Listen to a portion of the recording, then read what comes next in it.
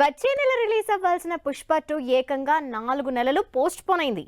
ఎలా అయినా షూటింగ్ త్వరగా కంప్లీట్ చేసి సినిమాని ఆగస్టులో రిలీజ్ చేద్దామనుకున్న సుకుమార్ వర్కౌట్ కాలేదు.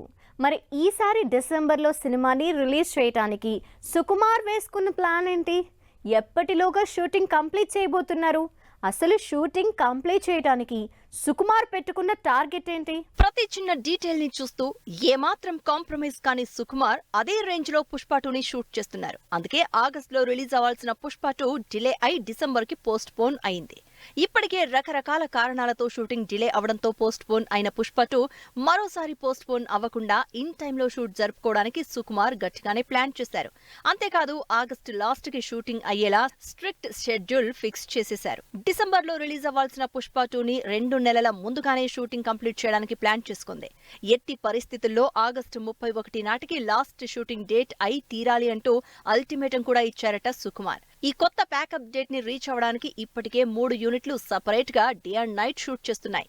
పుష్ప 2 విషయంలో ఏమాత్రం కాంప్రమైజ్ కాకుండా ఉన్న సుకుమార్ బెటర్మెంట్ కోసమే ఇంకా టైం తీసుకుంటున్నట్లు తెలుస్తోంది. బన్నీ సుకుమార్ కాంబినేషన్ లో తెరకెక్కుతున్న పుష్ప 2 400 కోట్ల బడ్జెట్ కాస్త పెరిగి దాదాపు 500 కోట్లయిందని టాక్.